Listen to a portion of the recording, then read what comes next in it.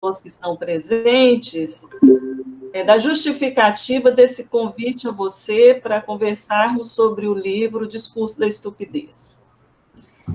Partiu de uma hipótese de que o debate apresentado no livro sobre as vociferações conversava diretamente, ou mais ou menos, ressoava com o nosso tema de pesquisa, de estudo interno atual, que se intitula As Subjetividades e as Relações de Trabalho no Mundo dos Algoritmos.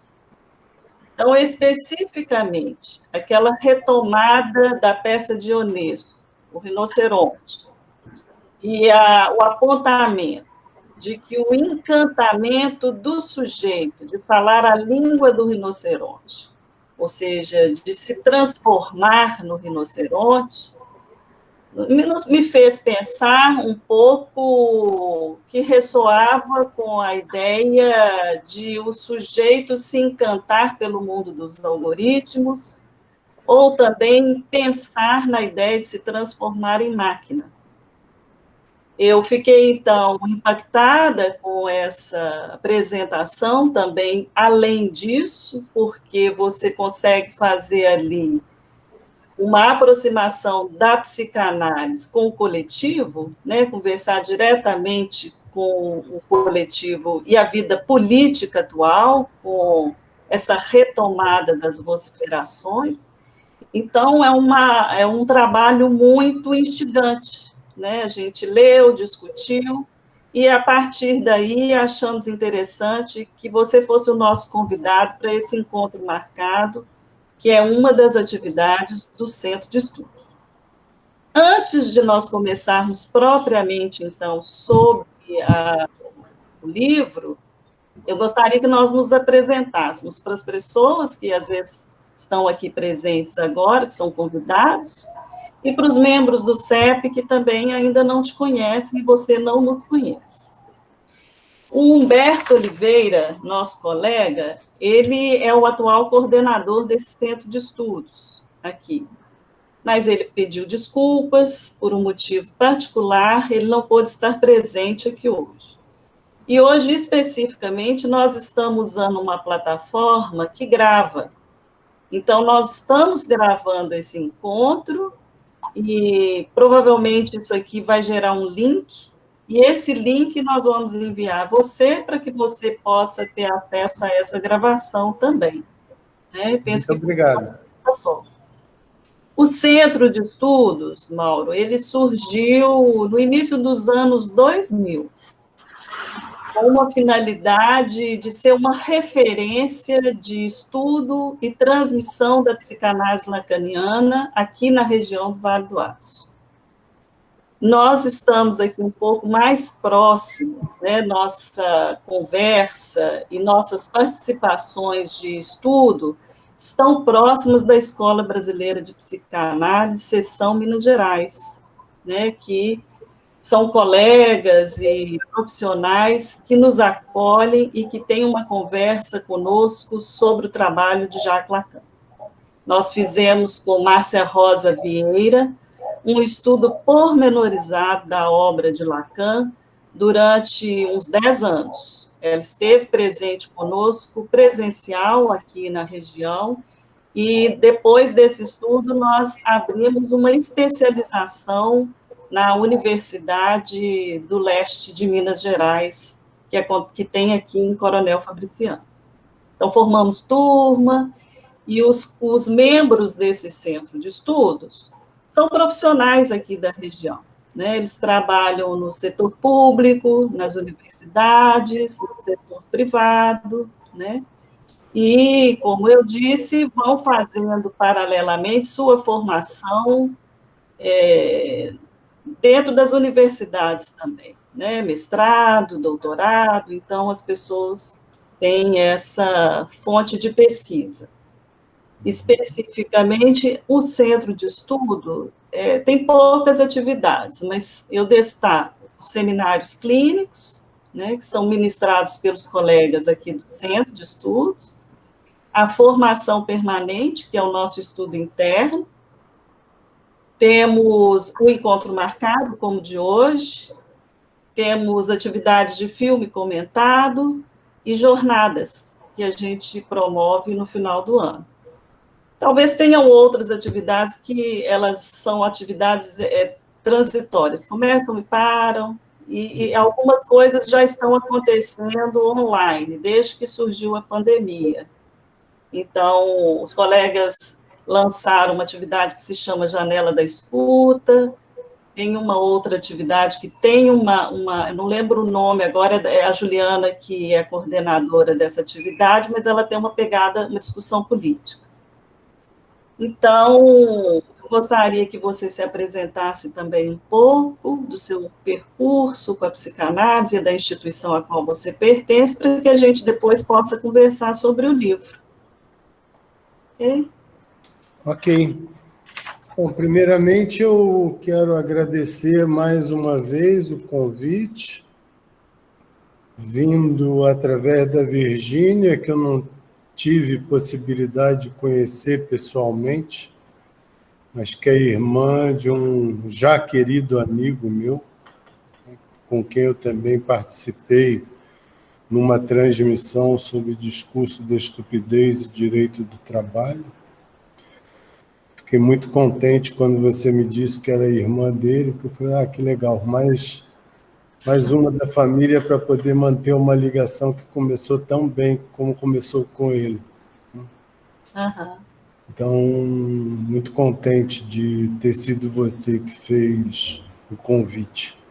Obrigada.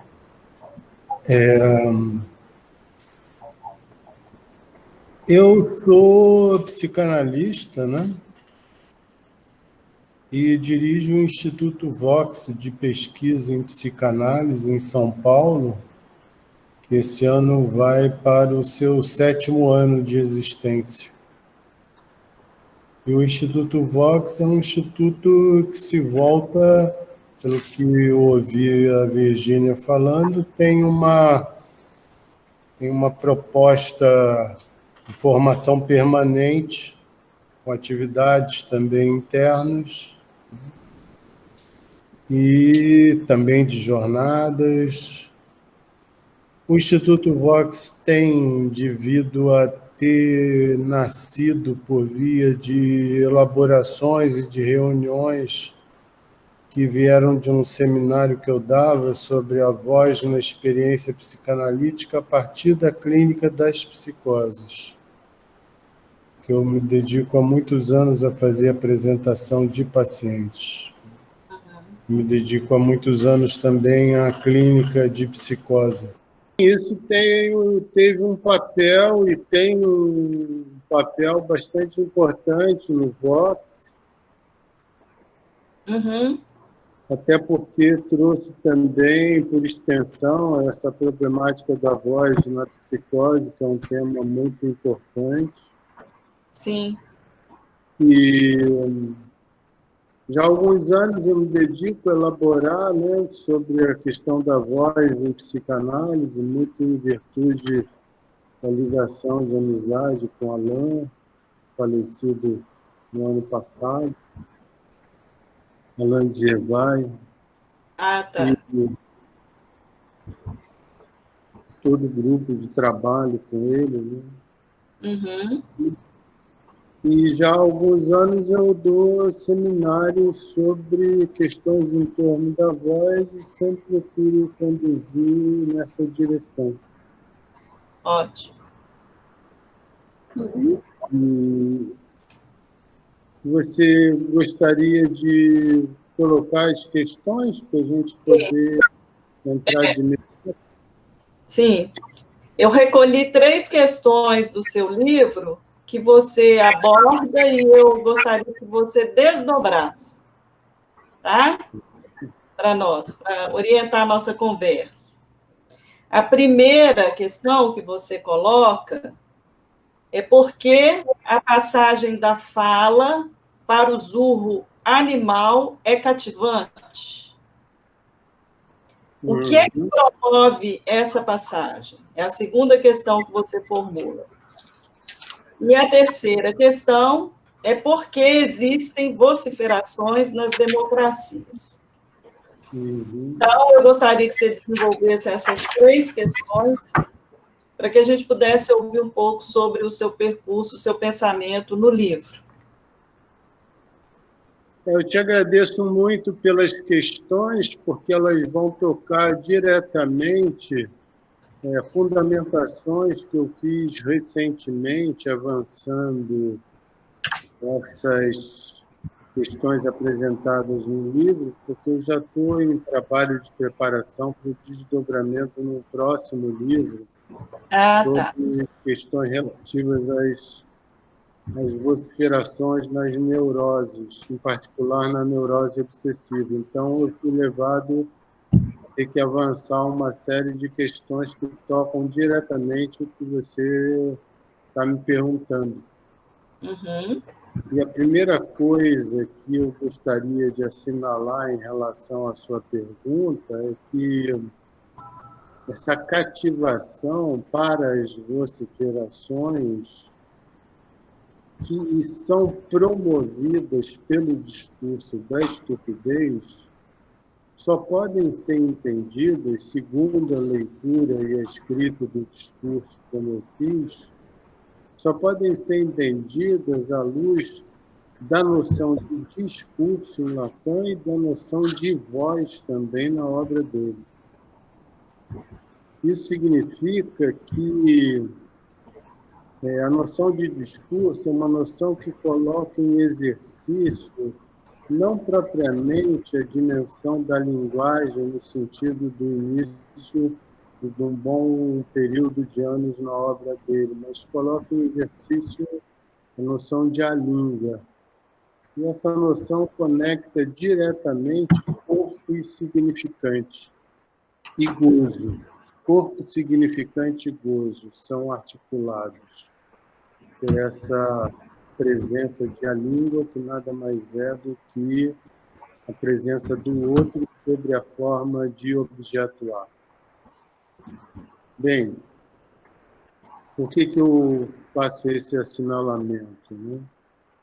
Porque a noção de discurso, ela exige ser articulada tanto na referência de a língua, ou seja, de um corpo que goza e que mantém como causa desse gozo os significantes, quanto também a noção de discurso implica em ter que entender como é que o discurso passa para um outro e como é que ele se retroalimenta, se fixando nele mesmo. Essa é a grande questão que surge em 1974, quando Lacan escreve numa conferência, a partir de uma conferência em Roma, ele escreve o discurso do capitalista. O discurso do capitalista, diferentemente dos outros, exige ter que condicionar um discurso que se retroalimenta, ou seja, ele não passa para outro.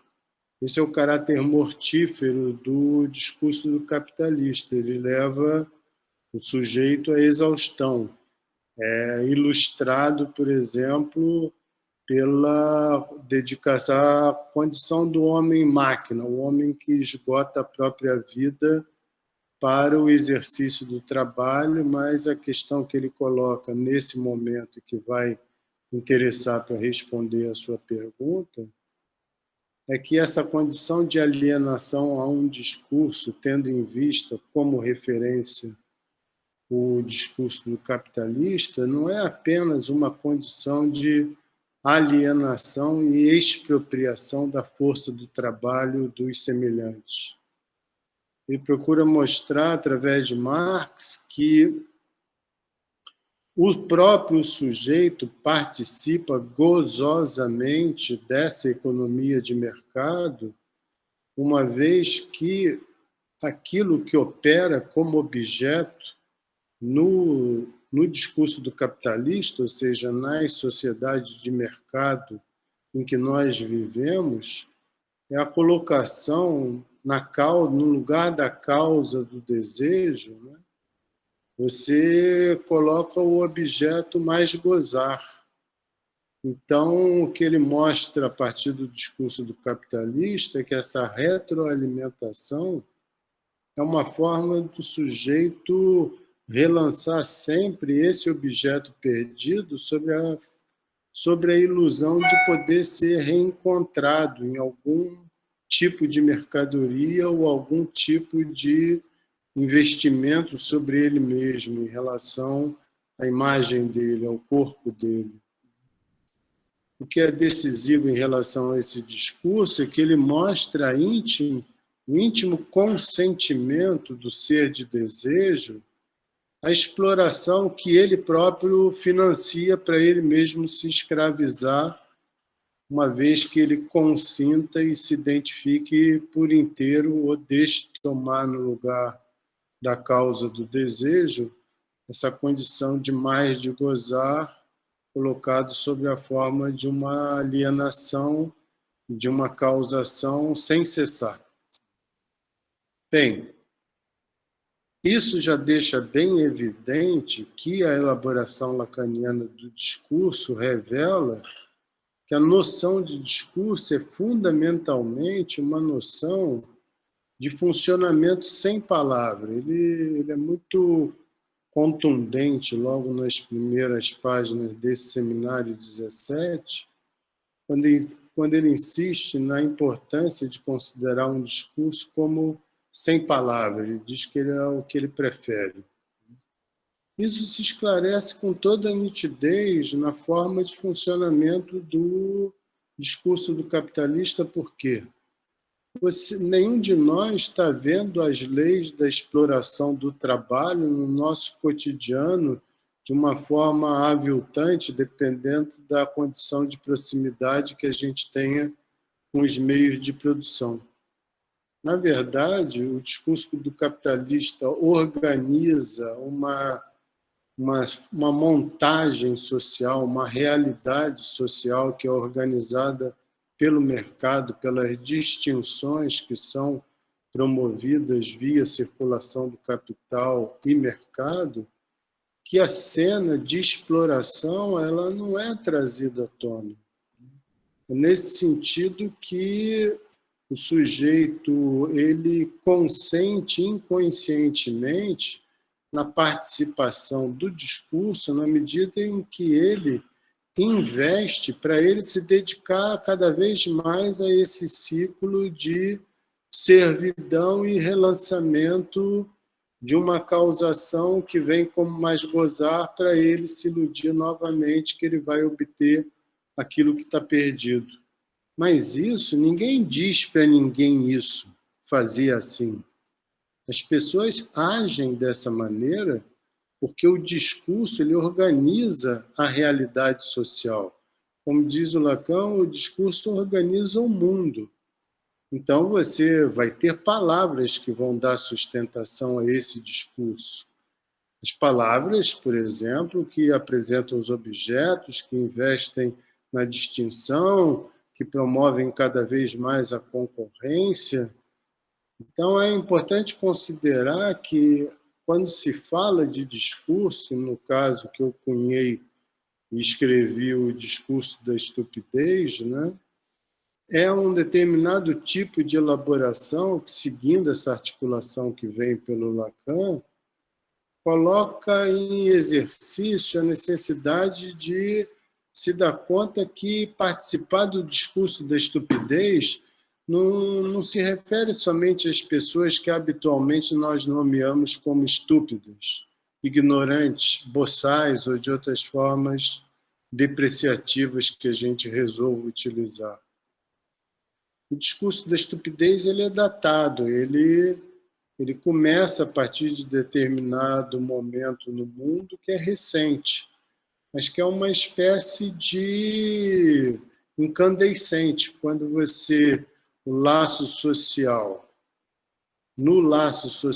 é possível de sustentar uma ligação em um lugar, levando para a derrota, né, destituindo por inteiro as regras da sociedade, da forma como era organizada pela democracia, né? o discurso da estupidez é exatamente isso que vai surgir de dentro das democracias não é pelas falhas nem pelas limitações da democracia, mas sim pela disfarçatez, por aquilo que sempre vigorou escondido, os acordos sórdidos, os consentimentos excessivos para manter os benefícios em termos de conquistas e de avanços políticos. Porque se isso veio ocupar a cena do mundo, como ocupou e ocupa ultimamente, é porque houve uma espécie de terreno de podridão que antecipou e promoveu o surgimento, o vir de dentro do esgoto desses seres que não estavam no esgoto, no sentido fora da nossa vista, não, estavam aí dentro das democracias, participando dos parlamentos, das casas legislativas, tanto quanto da Casa do Senado, fazendo alianças espúrias. No nosso caso, eu menciono essas duas casas, mas de outros países por outro tipo de aliança. Então, o discurso da estupidez, por isso eu faço questão de não o identificar com o fascismo, ainda que ele tenha parentesco. E quando eu faço essa observação de não identificar o fascismo, é porque o líder estúpido, ele não tem a condição de brilho, de cativação e de discursividade para a nação como tiveram os líderes fascistas. Se você pegar, por exemplo, um líder como foi Mussolini ou Franco na Espanha, né? Eram homens que tinham uma certa altura de respeito, ainda que fossem grosseiros no mesmo nível que o nosso, só que o nosso ele não tem sequer estatura para se colocar como sendo um líder. Tanto é assim que, como muitos outros desses líderes, eles se mantêm exatamente por via daquilo que são os circuitos fora do funcionamento das informações oficiais, né?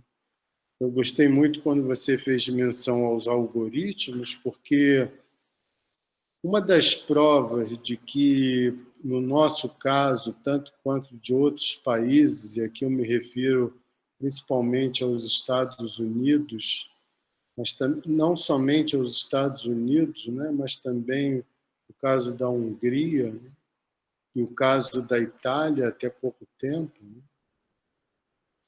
O que foi surpreendente na ascensão desses líderes e que se constata até hoje é que não somente eles vieram à tona a partir disso que eu chamei de uma condição espúria de dentro da democracia, né, que vigorava e que vai fazer com que a gente tenha que repensar minimamente o que a gente nomeava até então como democracia.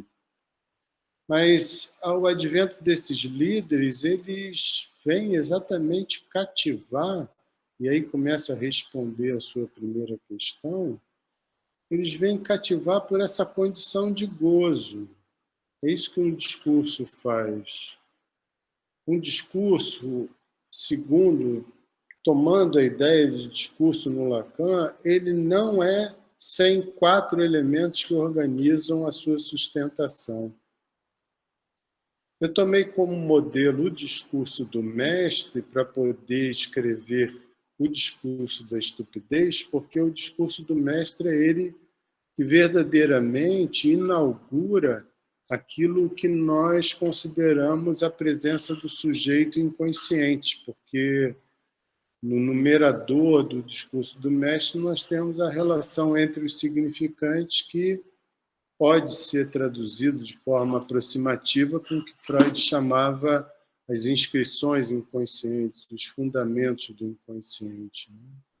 A relação entre os significantes no sistema de memória da forma como ele escreveu.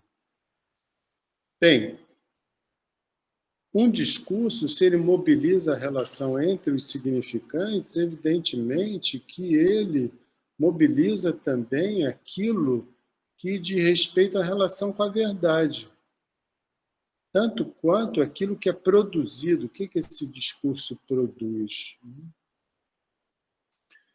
Me baseando no discurso do mestre, que permite essa dupla incidência, relação de discurso com o inconsciente, e, por outro lado, enquanto o discurso do mestre foi a partir dele que o Lacan escreveu o discurso do capitalista, é uma comutação da parte esquerda do discurso que levou o Lacan a substituir o denominador pelo numerador e vice-versa, que é a operação de comutação pela qual ele transforma o discurso do mestre em discurso do capitalista e faz também alguma mudança dos vetores. Então, ao escrever nesse discurso, eu queria também mostrar a força, a efetividade do exercício dele, né? Mostrando, por exemplo, que aquilo que eu nomeei como estupidez, que precede o meu trabalho em termos de estudo tanto sociológico quanto filosófico, né? Em relação ao discurso da estupidez, não havia em relação à estupidez, não havia um estudo psicanalítico sobre o tema, ainda que Lacan, no seminário 17, fale sobre a estupidez, mencione nas primeiras lições, desculpa, o seminário 19, ele faz menção à estupidez nas primeiras lições. Menções de passagem, de uma forma diferente da que Freud faz, eu, inclusive, utilizo para a abertura do livro. Virgínia, você acha que eu estou me estendendo demais? Eu acho que está ótimo. As pessoas estão batendo a cabeça, assim, elas estão acompanhando. Está ótimo, pode seguir. Você pode Então, seguir até onde você achar. Não, vamos conversar a partir de agora, tá bom? tá. Então, como eu disse, haviam estudos sobre a estupidez. Eu faço menção aos dois mais notáveis, que é o primeiro, um que tem como título Sobre a Estupidez, e o outro são as 5 leis fundamentais da estupidez humana. Todos os dois existem em português. Estudos muito sérios, né? Mas me interessava mostrar como é que, a partir da psicanálise, né, poderia ser situado a efetividade da estupidez não mais como uma questão sociológica ou antropológica, mas como uma presença de um discurso. Então, eu fiz de um deslocamento do objeto antropológico, do objeto sociológico, para o objeto discursivo e o objeto no sentido de causa do desejo, né? Retomar essa questão a partir do discurso, segundo Lacan. E eu penso que existem alguns elementos importantes, tanto para acompanhar a noção de discurso em Lacan, quanto para acompanhar o que eu nomeio desde o discurso do mestre como o discurso da estupidez. Primeira coisa é que, no avanço, ainda que nós tenhamos uma certa insistência de manter como referência o seminário 17 como guia de orientação, é verdade também que Lacan retomou a questão dos discursos em outros seminários, principalmente no seminário Saber do Psicanalista e no seminário Le Nom du Père, dos Não Patos Erram, né? Fala muita coisa sobre os discursos nesses seminários. Existem 2 observações.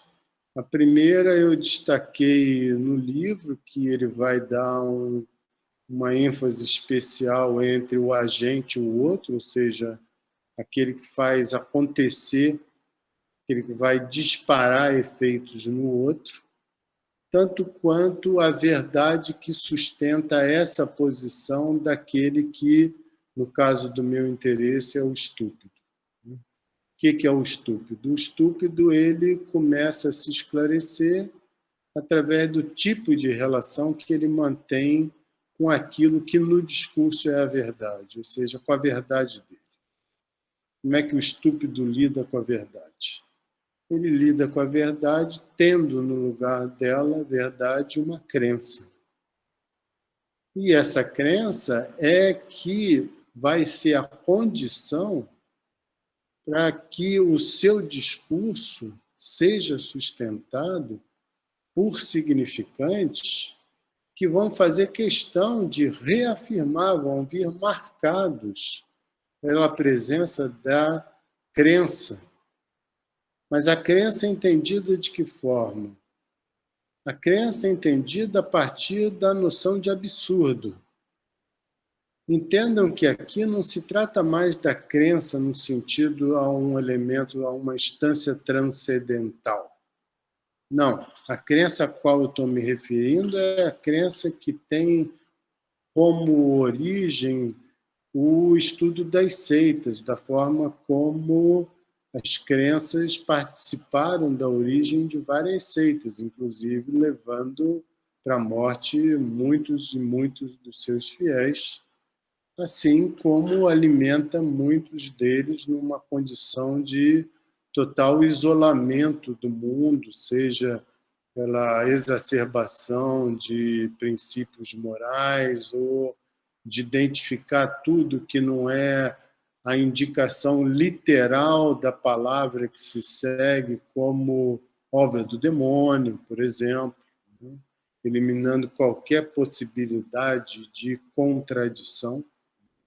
Por isso mesmo, a crença, para haver a constituição de uma crença, é fundamental que haja a eliminação, a retirada de exercício de tudo aquilo que se refere à ciência, tanto quanto ao saber no sentido da sua tradição já recolhida pela experiência da cultura ocidental, quanto também daquilo que se refere ao conhecimento que vem por via de uma consolidação dos estudos universitários.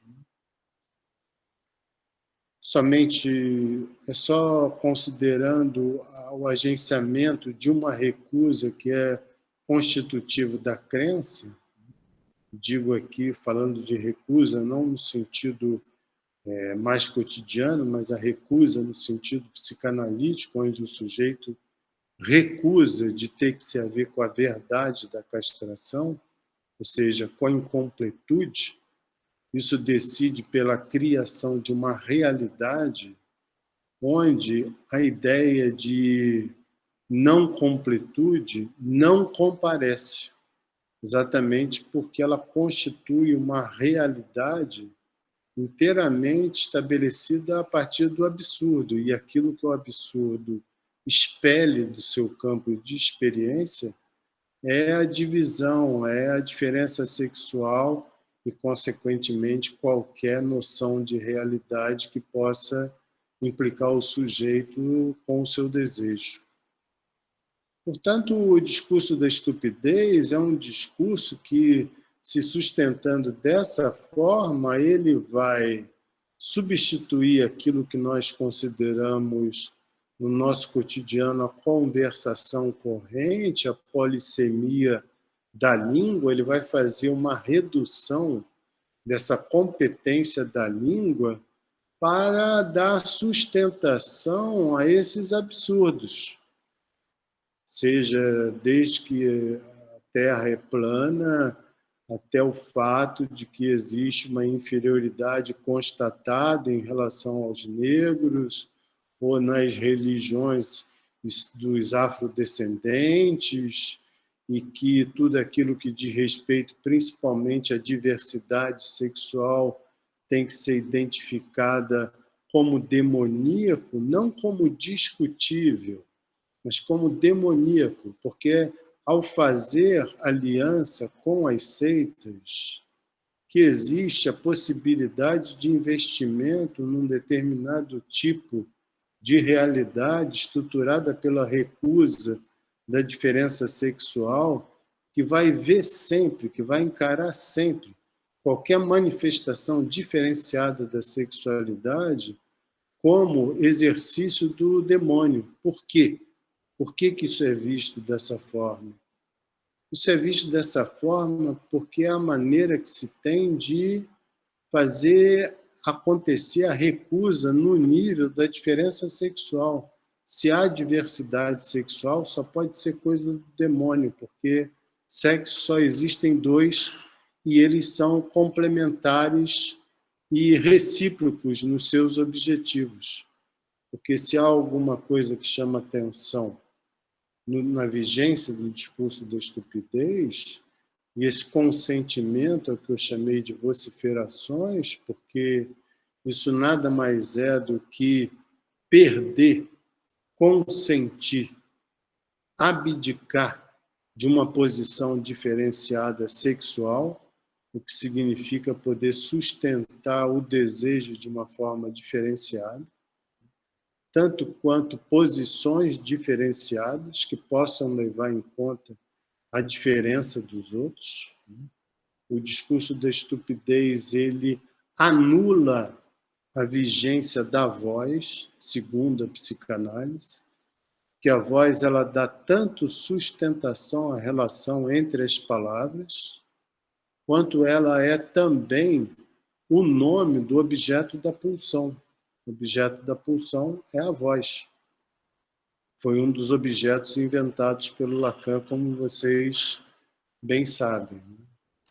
E o exercício do objeto voz promove a possibilidade do sujeito, se diferenciando pelo discurso, se diferenciar também na sua condição de gozo, dele não ficar somente inteiramente devotado a um outro que comanda a sua existência.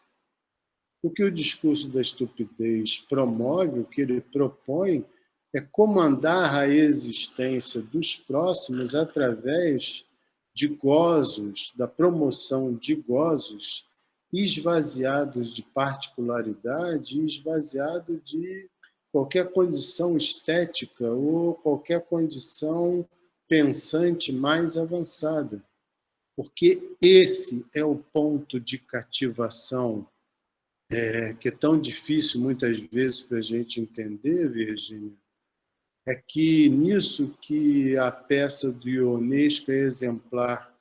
Ele vai mostrar como é que, sob determinadas condições de instrumentalização, o homem pode preferir consentir na animalidade, no sentido do retorno da besta, no sentido de tudo aquilo que é uma recusa das leis humanas da convivência social.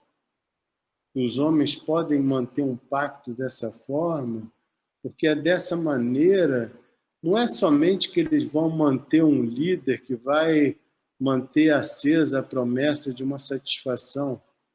Não, o líder dos estúpidos, como eu escrevo no lugar de agente do discurso da estupidez, ali, sendo o retorno da barata, o retorno desse inumano, ele vai promover em cada um uma determinada fascinação para poder gozar da forma mais incondicional, transgressiva possível, que pagar imposto nada, que obedecer autoridade nada, e sempre a culpa de um outro que não tem a menor relação com aquilo que está sendo argumentado. Se quiséssemos aproximar isso da realidade política, vão vocês querer fazer uma crítica do governo Bolsonaro para alguém que é bolsonarista, que ele vai imediatamente dizer para vocês: bom, então quer dizer que na época do Lula que era bom. Mas quem é que está falando de Lula? Quem está falando de Lula? Estamos argumentando, estamos conversando, mas é aí que vocês veem exercício que eu estou chamando a recusa das leis da fala. A tomada por inteiro do sujeito por uma condição em que ele se torna um ser vociferante, ou seja, ele dá sustentação a absurdos. E para dar sustentação a absurdos através de palavras, é preciso que o sujeito mantenha, com a competência de polissemia da língua, uma redução que leva praticamente a zero a condição equivocante, o patrimônio da língua. Quanto mais ele vocifera, menos ele fala, mais ele age por princípio, mais ele age pela insensatez, e pior do que isso, mais ele age fazendo da demanda dele uma lei. Ou seja, é aí que o estúpido não passa pelo outro no sentido da vigência da castração, porque ele transforma a demanda dele em condição de lei. Vai ter que ser assim porque é assim que eu quero. Consequentemente, o discurso da estupidez ele leva necessariamente para a destruição. É uma aposta na morte. Por quê? Porque para sustentar essa condição de transformar a demanda em lei, lei própria, isso é a colocação em exercício do que Lacan chamou a fantasia saidiana. Isso é o fundamento do texto Kant com Sade. Ou seja, vou usar do teu corpo e vou usar da tua condição de sujeito social da maneira que me bem aprouver, porque eu sou o teu senhor a despeito do teu consentimento. Essa é uma das questões que está em jogo e que exige uma reflexão sobre os tratamentos, que eu apresentei alguns e estou, hoje em dia, considerando a elaboração de outros. Eu espero ter podido abordar o que você me perguntou, Virgínia. É isso mesmo, né? Abordou de uma maneira muito instigante, nos faz pensar muitas coisas, né?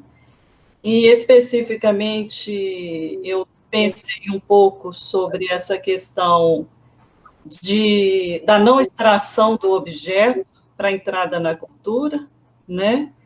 E um pouco também disso, da ilusão que o capitalismo introduz na vida do sujeito, de que ele pode fazer um laço sem perda de gozo. Então, me parece que tem algo aí, né, que a gente precisaria pensar sobre isso, mas eu fiquei pensando também nessa outra modalidade de gozo que está presente no sintoma contemporâneo, que é o gozo autístico, que me parece que não passa pelo outro, como se fosse não só uma recusa, mas da questão do circuito mesmo, né, na relação com o outro. Então, para avançar um pouco, além da sua proposta, eu fiquei pensando se os discursos, tal como Lacan apresenta, eles são suficientes para nos orientar sobre o novo laço social, ou se a gente poderia precisar de ir além disso. Essa é uma questão que ficou para mim, devido à complexidade de tudo isso que você apresentou, não só das psicoses, que aparecem como certezas delirantes, mas também dessa nova modalidade do gozo que vem se manifestando no laço social. Então, eu fiquei com isso. Tá legal. Já vou te situar em relação a isso.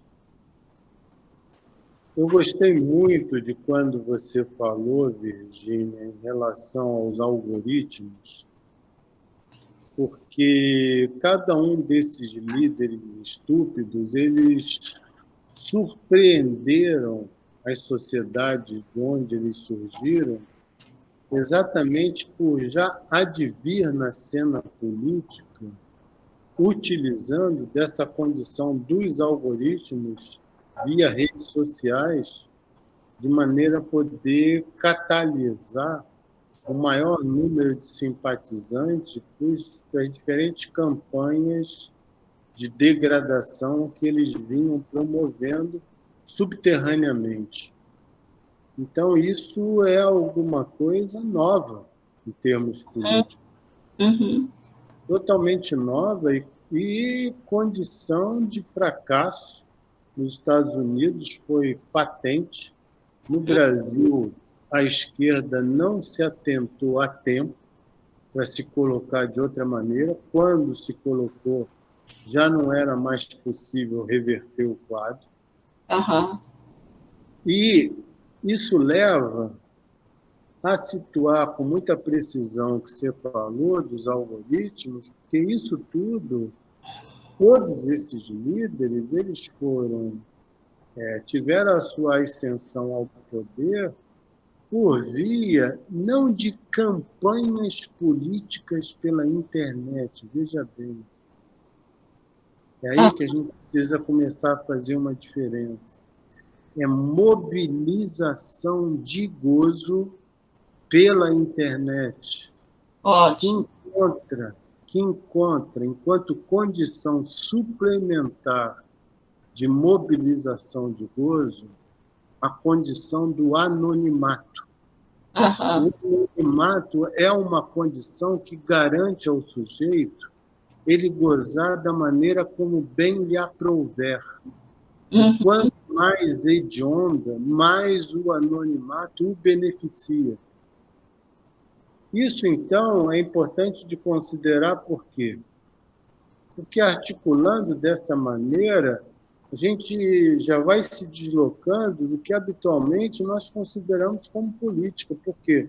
Porque não é campanha política, é, segundo uma leitura psicanalítica, uma forma de catalisação de gozo via condição de anonimato das redes sociais e via condição também de mobilizar uma série de sites inteiramente beneficiados pela falta de censura a tempo das redes, de forma a poder retirá-los de circulação, porque de número tão exponencial que, mesmo com a censura em vigor, é difícil de derrubar a maior parte deles.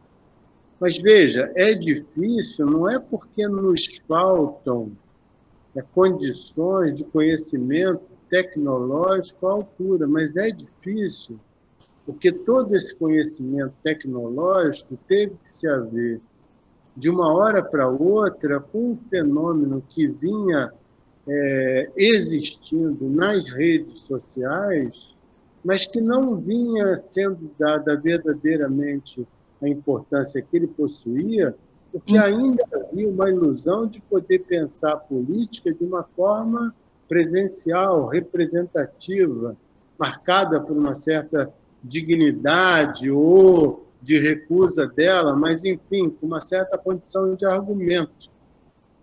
O discurso da estupidez, ele vem cativar porque ele mobiliza esse gozo sem interdito. E como entender esse gozo sem interdito? Ele não foi o que eu respondi há pouco num diálogo com Vladimir sobre o meu livro. Eu não acredito que a questão do discurso da estupidez deva ser fundamentada pela psicose no sentido dos seus fundamentos. Por quê? Em primeiro lugar, porque ele é um discurso. E quando você tem que articular rigorosamente a questão da psicose, você não consegue articular ao mesmo tempo um discurso. Para falar de discurso, existem condições.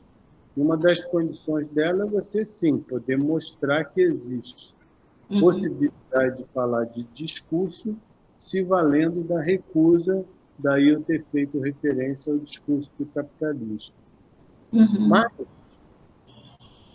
o discurso da estupidez, né, segundo aquilo que você pergunta e que eu estava procurando situar, que desde o início ele não tem nada a ver com um discurso no sentido enunciativo das palavras, né? E exatamente porque ele mobiliza uma condição de gozo, o discurso articulado a partir daí, que são as extensões que eu fiz de referência a partir do apontamento do Seminário Saber do Psicanalista, tanto quanto eu estou fazendo agora a partir do Seminário Le Mans de Pé, os discursos não devem ser necessariamente tomados como com algum tipo de limitação. Há uma limitação, eu, por exemplo, me dei conta em mim mesmo de poder articular os discursos em uma condição mais extensa com as condições de gozo. Lacan chega a fazer isso. Ele deixa, por exemplo, indicado, mas ele não faz isso de uma forma extensa. Mas isso é importante por quê? Fazer isso, se valer dos discursos para isso. Porque é importante saber de como, na subjetividade, como no laço social existente, por via do discurso da estupidez, onde essa presença dessa condição praticamente autística que você se referia está em vigor, porque nós precisamos pensar, sempre quando pensamos no laço social, nós não devemos privilegiar o exercício de um discurso somente. Se eu escrevo a questão do discurso da estupidez, é porque eu tenho o objetivo de, a partir do discurso da estupidez, articular questões clínicas, como é o caso que a gente apreende, por exemplo, de maneira extensa, que você fez menção, por exemplo, nessa condição quase autística. Essa condição quase autística, sem ser autismo, ela é a mostração do quê? Ela é a mostração da total falta de exercício de relação com a língua. Sim. As pessoas não sabem mais falar. As pessoas não sabem sequer falar delas mesmas. Sim. Quando chegam aos nossos consultórios. Sim. Não sabem falar de maneira mais extensa em relação aos problemas que dizem respeito a elas mesmas. Sim. Então, elas estão se subtraindo. É através de diferentes formas de decantação, de gradação dessa subtração da competência da língua, que eu procurei colocar em destaque pelo discurso da estupidez, né? A gente tem possibilidade de aprender de como é que uma neurose, no caso a neurose obsessiva, ela vai tender a ser mais cronificada nesse momento, quando da vigência do discurso da estupidez no laço social. Por quê?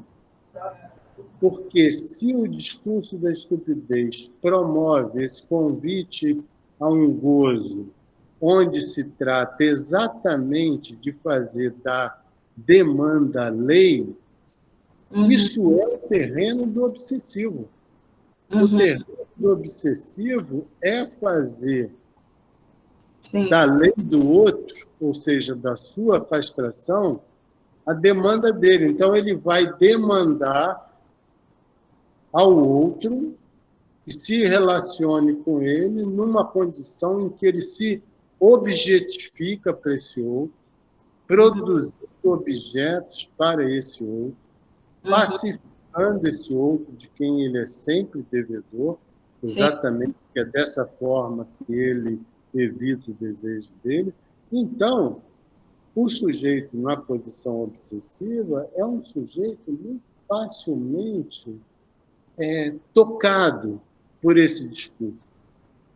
Isso significa que há também uma parcela da feminilidade que é suscetível a fazer consentimento à estupidez, porque nesse momento em que nós vivemos de tantas restrições, é como se aquilo que a posição feminina traz enquanto diferença absoluta em relação ao sentido instituído, é como se essas diferenças mais destacadas, mais paradigmáticas, elas só interessassem caso viessem marcadas sob o crivo da defesa de alguma causa política.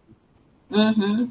Dessa maneira que, inclusive, o discurso da estupidez nos cativa para defendê-lo, eliminando a posição feminina, porque é como se somente combatendo politicamente as mulheres e os homens, combatendo politicamente esse discurso, levantando brados de guerra, fazendo contestação, é que verdadeiramente esse discurso poderia desaparecer da cena social. Não, assim é que esse discurso triunfa, porque quanto menos a gente se particulariza, mais a gente faz consentimento a essa condição, que é a condição da verdade do discurso da estupidez, que é se orientar a partir de absurdos. E quem se orienta a partir de absurdos não tem condição e nem competência para poder lidar com a questão do desejo. Vai transformar o desejo necessariamente como identificado à vontade própria que tem que ser realizado a todo custo.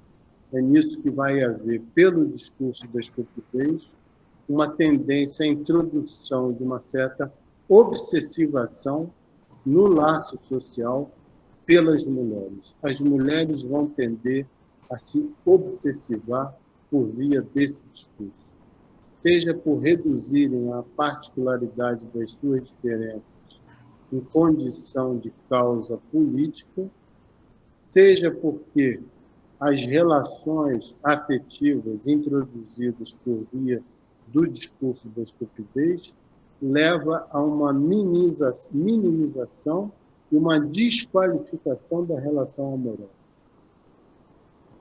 Ótimo. Isso mesmo.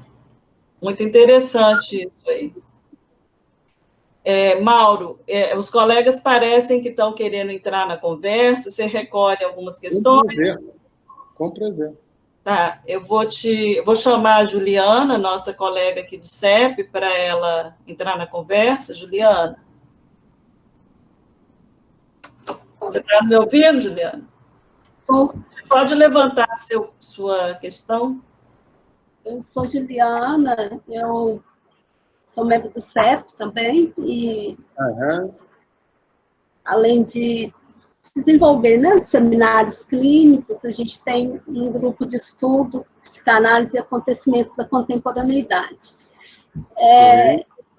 Eu sou daqui de Ipatinga mesmo, estou falando que eu sou daqui porque Ipatinga é uma cidade de muita rotatividade, né, de pessoas, é uma cidade relativamente nova, tem 50 e poucos anos.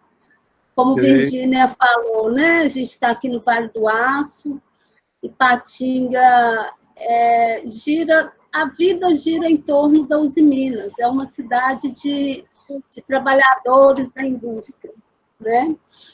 E eu observo que Ipatinga tem algo assim, parece que se repete um pouco o que está acontecendo no Brasil, se repete aqui, principalmente em Ipatinga, a nível político, né? Nos anos 80, a gente teve aqui, foi um período de privatização da Uzi Minas, ela era uma estatal. A gente teve um movimento sindical forte. Desse movimento sindical foi eleito um prefeito, né, uma liderança que surgiu aí, e a gente teve aqui no Vale do Aço governos petistas, né, bem sólidos. Ipatinga, por exemplo, acho que foram uns 16 anos subsequentes de governos petistas. E nos anos 2000, isso começa a mudar. A gente vai, aos poucos, né, tendo um espaço maior, aí vendo esse espaço, né, ser ganhado pela direita, e na última eleição foi eleito, então, um garoto de 26 anos, né, apoiado publicamente pelo atual presidente da República. Então, assim, lendo o seu livro, eu fiquei muito provocada, acho que você já até, de certa forma, me respondeu algumas questões, mas assim, eu fico pensando assim, o que mudou, né? Ou não, ou teve algo que não mudou, porque muitas pessoas, né? Ipatinga tem até uma característica, a construção da cidade, a cidade é meio que dividida, né? Na parte mais antiga e a parte que foi construída pelos Minas, e os bairros eles foram construídos de acordo com a classe de trabalhadores. Então, teve essa divisão. Hoje, ela não é tão forte, né, enquanto organização da empresa, mas algo permaneceu aí, né, em termos de relação das pessoas, entre as pessoas. Mas, assim, politicamente falando, nessa inversão que acontece no Brasil e que acontece aqui também, isso me fez pensar, assim, o que mudou, né? As mesmas pessoas, né, muitas delas que elegeram um outro governo, hoje elegem esse, né? É apenas o significante de um momento histórico, ou tem outra coisa aí? Ou tem algo que não mudou, né? Que está invariável? Né? Eu fiquei pensando nessas questões. Quando você fala dos discursos, eu fiquei pensando se não tem alguma coisa a ver com isso também, né? Se algum colega quiser até complementar essa questão, porque nós aqui somos muito tocados por isso, né? Até um dos motivos que levou a gente a organizar esse grupo de estudo, né? Muitos aqui são trabalhadores dos serviços públicos, ou já foram, né? Estão envolvidos nos movimentos sociais. Mas é isso, queria que você falasse um pouco. Você responde imediatamente ou você recolhe mais uma, porque a Lore levantou a mão aqui, talvez queira falar? É sobre isso, Lore? Então, vamos deixar ele responder primeiro, tá bom? Juliana, a sua questão é da maior importância. Por quê? Porque você coloca um problema que praticamente até então não foi muito articulado. Na classe política, com certeza que não. Que problema é esse? É o problema de parar de olhar para a política sempre da mesma maneira. Ou seja, se está funcionando, a gente continua levando adiante, porque vai continuar funcionando. Lé do engano. Digo lé do engano por quê? Porque você precisa considerar isso para poder entender que não é propriamente um novo problema. É um problema que começou a se manifestar a partir do momento em que, através da direita, isso que eu chamei de discurso da estupidez, começou a mobilizar uma condição de gozo para a política que até então não tinha encontrado elementos de referência para mobilizar. Isso começou onde? Essa condição da política. E nisso ela começa a deixar de ser aquela política que ela era. Porque se a política ela mantinha essa ideia, que na verdade era uma ilusão, e que as sociedades democráticas tinham condições de poder administrar os conflitos presentes dentro delas, via política. E via política significa o quê? Significa apostar que os representantes políticos, numa democracia representativa, vão estar sempre empenhados para estar à altura de cumprir os seus compromissos que os levaram a ser eleitos pela população. Uhum. Isso sempre foi um princípio das sociedades democráticas até o momento em que começou a surgir na cena social algo que começou a mostrar que a coisa não funcionava bem assim. E esse algo que começou a surgir de uma forma escancarada, que cada um de nós conhece, se chama corrupção. Veja, eu não estou fazendo aqui análise de nada da história passada recente do Brasil, quem está com a razão, quem não está com a razão. Eu estou querendo raciocinar junto com você que é necessário considerar que alguns, mesmo que boa parte dessas questões de denúncia tenham sido mobilizados, contrariamente à verdade dos fatos, a verdade é que começou a se praticar um determinado tipo de política se valendo da denúncia de irregularidades e irresponsabilidades que o próprio sujeito participava e endossava. Mas ele começou a fazer disso plataforma política. Ele começou a fazer disso plataforma política assim, a partir do nada? Não. Porque ele soube ler, e quando eu digo aqui ele, tanto aqui no Brasil quanto em outros lugares, soube ler uma questão que era dominante em termos de frustração das pessoas na vida social, segundo aquilo que havia sido prometido para elas. Então, lá, por exemplo, nos países europeus, qual foi a palavra? Se aqui foi corrupção, lá qual foi a palavra? Lá foi estrangeiros. Os estrangeiros vêm para roubar o seu trabalho e violentar as suas mulheres. Mas mesmo esse governo que surgiu, em particular na Itália, né, esse discurso, veja que isso não pega, isso não comove um povo somente porque diz respeito a algum tipo de verdade menor. E a verdade é que os imigrantes não iam para lá roubar emprego, eles iam trabalhar por mão de obra mais barata.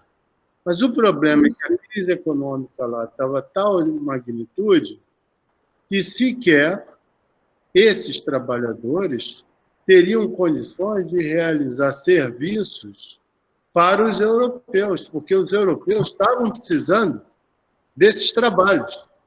Estavam precisando desses trabalhos por quê? Porque havia uma crise econômica.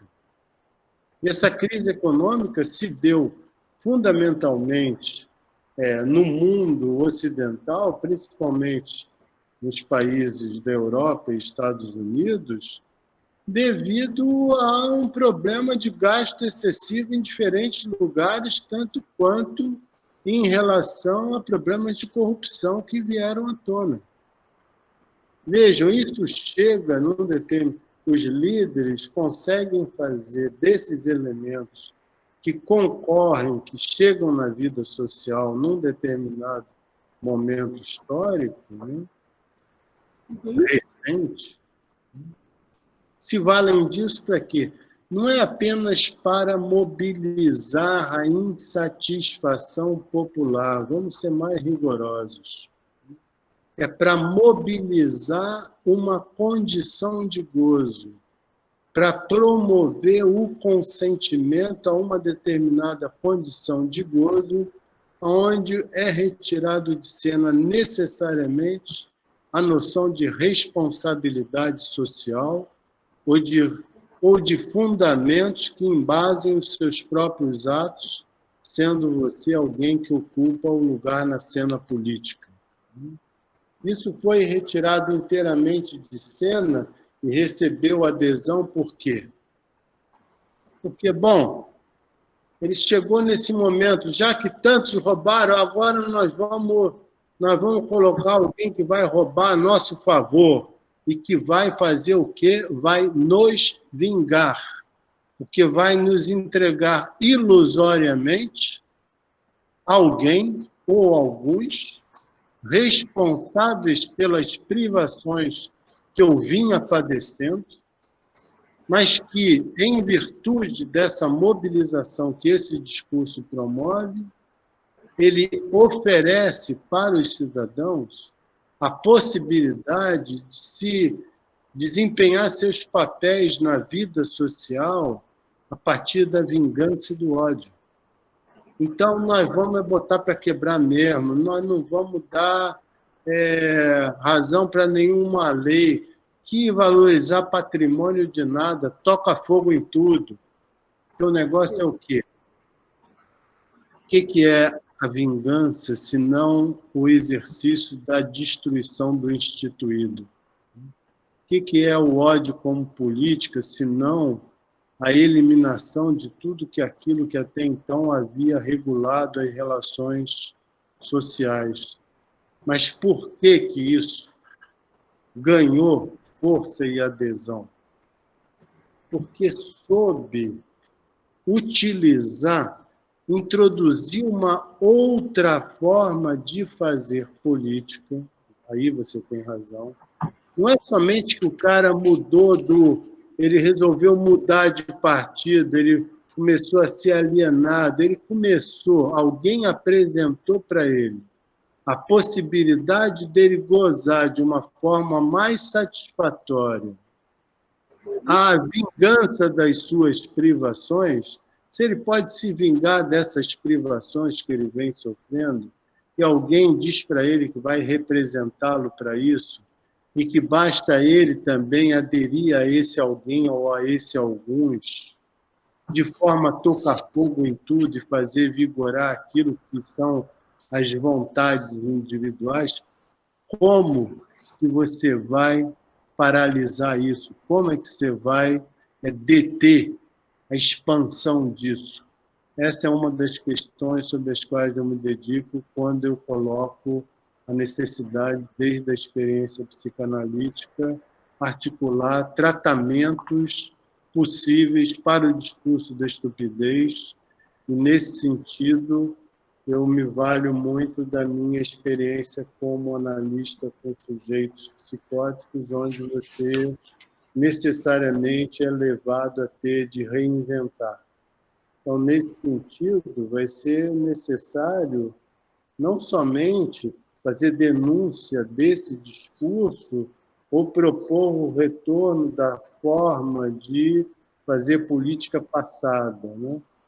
Mas vai ter que reconhecer que determinadas condições de gozo são necessárias de participar da cena social como política, ou seja, é necessário que os sujeitos possam gozar esteticamente, tendo acesso a obras de arte, cinema, teatro, essas coisas, ou elas entram de fato numa condição política, não somente à base de propaganda, como foi muito feito até então, e muito pouco vigência disso de fato, né? Mobilizar os jovens nessa direção. É nessa direção que eu penso que, ao invés de apostar em formas políticas já sustentadas anteriormente, eu acho que vai ter que haver uma condição de reconhecimento de outros gozos para que os sujeitos não se vejam cativados por esse tipo de estupidez e de vociferação que está ao nosso redor. Ou se goza de outra forma, ou vai ser exatamente as condições hediondas de gozo, de destruição, que vão sempre cativar aqueles que, a princípio, poderiam se colocar numa posição mais crítica da vida social. Obrigada. Eu acho que deu para a gente pensar muita coisa, né? Essa questão aí dessa condição de gozo, né? Que conseguem capturar isso, né? E a antiga política, vamos dizer assim, não se percebeu disso, né? Acho que estava se achando muito garantida, eu fico pensando nisso muitas vezes. Eu até lembro, quando a gente fala disso, o Mauro, assim, não é uma pergunta, é só porque isso me lembra muito uma conversa do Mujica com Lula, que ele fala, né, da questão de que não basta tornar, né, as pessoas bons consumidores, né, alguma coisa nesse sentido, né, porque o Lula faz essa campanha muito apostando muito, né, na possibilidade do pobre se tornar um consumidor. E o Mujica fala que isso é um engano, né, que você fica só nisso. Só que aí ele usa a questão da cidadania, né? A gente tornou eles bons consumidores, mas não são bons cidadãos, né? Me lembra muito essa fala deles. Mas obrigada pelos esclarecimentos. Acho que ajudou a pensar um pouco mais. Legal. Pessoal, na verdade, nosso horário com o Mauro é até agora. Terminou, mas porque senão nós vamos, né? É lógico que todos aqui estão com a mão levantada e, Mauro, vai ficar um gozo aqui que eu sei que tem que pôr o freio, ou não. Então, eu tenho que te ouvir, né? A gente interrompe agora, ou a gente... Olha, vamos, sabe o que é? Eu teria muito prazer em continuar mais tempo e me coloco à disposição com vocês, uma próxima data, a gente marcar. Eu vou aceitar mais uma pergunta, porque logo em seguida eu tenho uma conversa marcada com um autor com quem eu vou conversar sobre o meu livro proximamente. Inclusive, nessa ocasião, vou fazer chegar o convite até vocês, caso vocês tenham interesse em acompanhar. Tá? Temos... Então, mais uma pergunta, por favor, e a gente fecha. Então, antes de passar essa pergunta para os convidados, eu quero saber se alguém do CEP quer fazer a sua questão ou se está aberto para os convidados. Então, quem levantou a mão foi a Lore, né, Lore? Então, você pode fazer a sua questão. Isso. Então, eu ia dizer que o finalzinho da resposta do Mauro já respondeu bastante do que eu ia perguntar. Então, se alguém quiser fazer uma pergunta, assim, eu ia justamente trazer um pouco essa questão, enfim, do corpo, né? Que embora a gente está usando aí a questão do gozo, e acho que é isso mesmo, né? Mas como que, era isso que eu ia dizer, assim, um pouco. Como que parece que, para além do discurso, assim, tem alguma coisa do afeto, assim, né? Do corpo, isso que o tio Mauro trouxe, assim, né? Do ódio, desse discurso do ódio, assim, e para além do discurso, tem alguma coisa que a gente vê pessoas instruídas defendendo Bolsonaro, e o que está ali em jogo é uma raiva, né? Esse ódio, assim, é uma raiva que não passa pelo racional, enfim, não passa pela linguagem mesmo, né? Não passa por esse campo, passa pelo corpo, né? Pelo afeto. Então, por exemplo, e isso é muito comum, inclusive, assim, de pessoas que se dizem de esquerda, mas que as ações não são esquerdistas, por exemplo, assim, né? Então, tem alguma coisa que está no corpo que é para além justamente assim do discurso, da instrução, assim, né? E que me parece assim, então, por exemplo, né? Quando a gente vê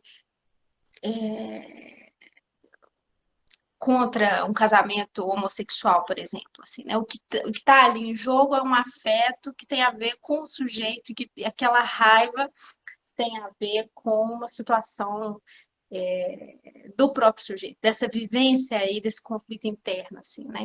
Então, para além de qualquer racionalização ou tentativa de mudar isso por uma via discursiva, de que tem alguma coisa ali do afeto e do corpo, assim, que está em jogo, né? E que qual que seria a saída para isso? E aí acho que ele responde bem, assim, né? Que uma aposta seria uma possibilidade de invenção de uma outra forma de gozo aí, mas que isso é muito singular também, né? Assim, enfim, é um pouco isso que eu tentei resumir aqui rapidamente.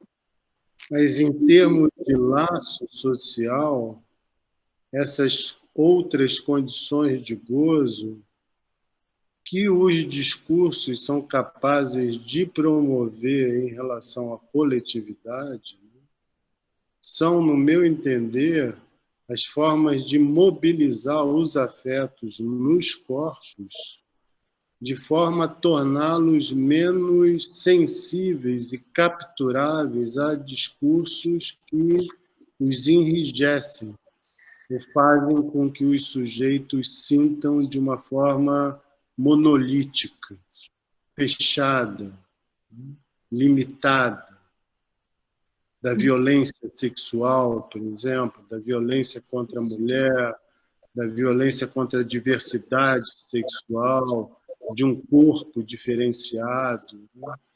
Qual é a forma que a gente tem de, quando articula o problema do tratamento, desde a clínica psicanalítica, a gente faz a extensão dessa elaboração, o que a gente pode indicar? A gente pode indicar que a condição de furo dessas manifestações de afeto que se transformam em sintomas, em enrijecimentos, né? Elas só são suscetíveis de serem furadas por via de outros significantes que mobilizem condições diferenciadas de gozo, ou seja, de afetos no corpo, de mobilização no corpo com outra experiência. Então, para nós, psicanalistas, a relação com a arte não é somente uma questão contemplativa, de um gozo, vamos dizer assim, que se identificaria com prazer. Não, mas nós sabemos que nas diferentes manifestações estéticas, seja a música, seja a pintura ou outras, são diferentes zonas erógenas que estão sendo mobilizadas. E essas diferentes zonas erógenas, seja o olhar, por exemplo, em relação à pintura, seja o corpo pela dança em relação ao movimento, né, que quebra algumas referências de enquadramento do código de funcionamento e de circulação dos corpos, né? Então, nós sabemos que existem determinadas condições de gozo suscetíveis de serem mobilizadas por discurso no laço social quando se articula a política pelos discursos, ou seja, não se pode pensar mais a política somente no sentido de uma responsabilidade dos nossos representantes, porque o que a gente acaba de assistir é que são exatamente aqueles que estavam menos qualificados para nos governar, que estão governando o exercício da cena social. Isso significa, minimamente, que apostamos em alguma coisa muito equivocada, porque tudo isso que eu estou falando não é novidade.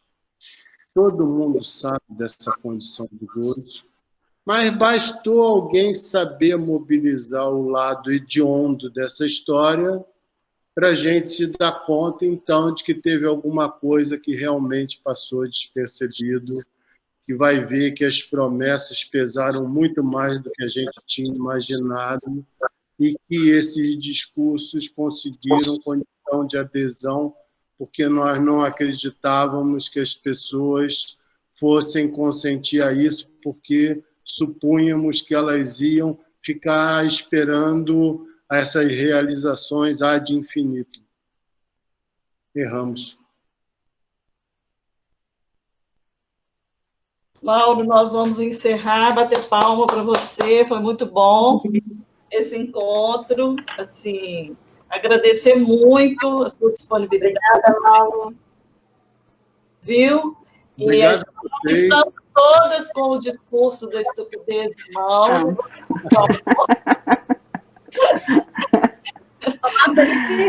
Estamos trabalhando na temática, que não é complexa, vai puxando uma coisa, que puxa outra, vai, né, nos levando a um tempo muito longo.